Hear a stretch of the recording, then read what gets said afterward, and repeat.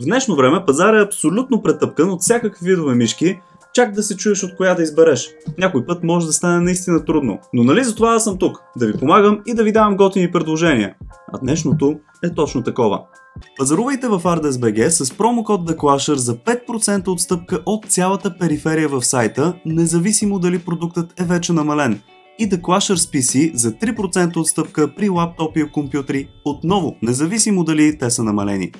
Здравейте, приятели, аз съм Слави и днес ще ви покажа една мишка на тръст, която обещава да е наистина много добра, а и може би отговор на въпроса ви каква мишка да си взема. Знаете, че в ревютата си аз гледам да държа максимално добро съотношение между цена и качество и като попаднах на този модел, веднага звъннах на ArtDesk.bg и им казах ако могат да ме изпратят, защото исках да я погледна и да ви я покажа. Днес ще ви представя геймърската мишка Trust Laban, която има доста интересна RGB подсветка.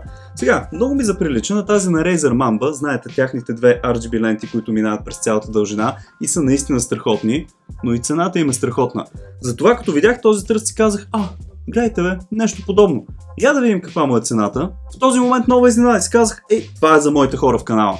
Давайте сега да отваряме кутията, да видим какво има вътре, а след това ще я тестваме, разбира се, и с игри, и в ежедневието и ще решим дали тази мишка си заслужава парите и ще е перфектната за вас. Сега, Trust този път са решили да иновират и са сложили цели 4 лепенки вместо стандартните. Сега зависи от кутията, знаете. Така че бързо отваряме тук и ще да кажа пред вас, но пред вас ще се появи Quick Start гайчето. Още едно Quick Start гайче, лепенка на Trust. Всичко слагаме тук долу, защото моментът на истината. Чакайте да наникна аз първи. Интересно. Така.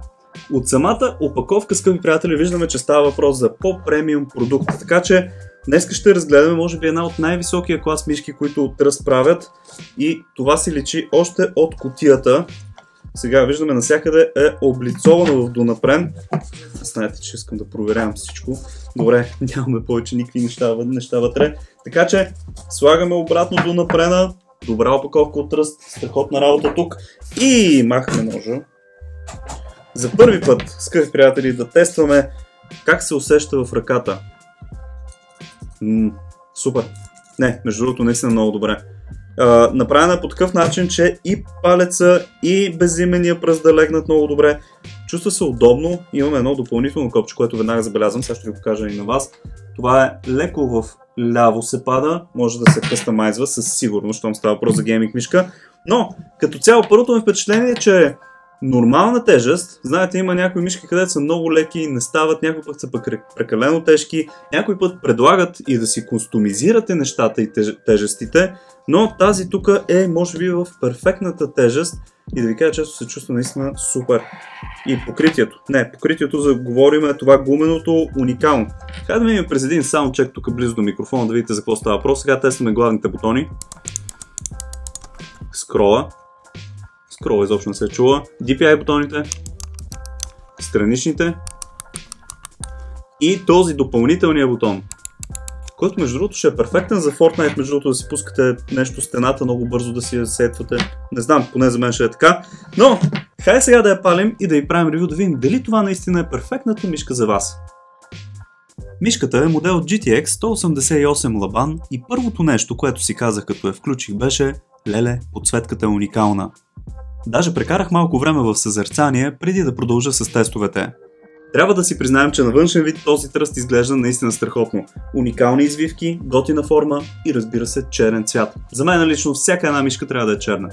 Дори да не свети, пак е красива за гледане. Продуктите на Trust винаги са следвали последните тенденции, но с тази мишка надхвърлиха себе си. Сериозно. Когато я хванете за първи път в ръце, тя се усеща солидна и по-премиум.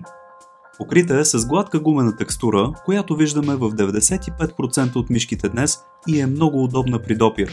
Отделно, ръката ви няма да се изплъзва. Тук е времето да спомена, че мишката е с кабел, който не е плетен обаче. Не знам защо производителите не слагат на абсолютно всички мишки плетени кабели. Едва ли биха повишили цените чак толкова много. А като тегло е точно 113 грама. Не го изчислих с ръката си, прочета го, спокойно. На мишката се отличават 8 програмируеми бутона, които са предостатъчни за сериозен гейминг. Като казах програмируеми, да, има и софтуер, с който да си управлявате. Не е сложен, даже никак, така че съм сигурен, че ще се оправите. Страничните бутони са големи, с хубаво разстояние помежду им и лесно се свиква. При този тръст имаме и още един бутон, който се намира до левия главен и ми се струва, че всеки от нас би му намерил приложение.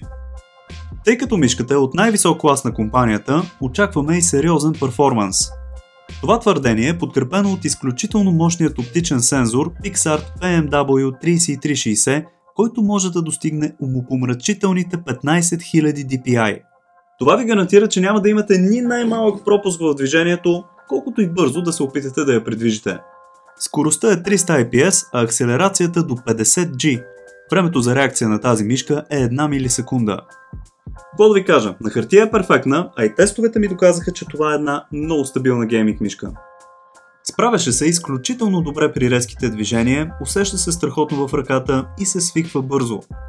Със сигурност ще ви стане любима само след няколко часа игра. Формата е ергономична, но е по-подходяща за десничари. След като си я настроите от софтуера на Trust, който може да дръпнете от сайта им, може да се запаметите до 5 профила директно върху мишката, което си е супер удобно. RGB подсветката се контролира лесно отново от програмата, като имате няколко молда. Естествено, най-използваният от мен, както сигурно и от вас, ще бъде Rainbow, който е истинска красота. 16,8 милиона цвята се приливат и създават една различна атмосфера, особено ако играете на тъмно. Като цяло мога да кажа, че само след няколко часа тестове мишката пасна просто перфектно на ръката ми и съм изключително доволен от това как се справя. Стигнахме и до субективната ми рубрика 3 хубави и 3 лоши неща за продукта, който разглеждаме в момента.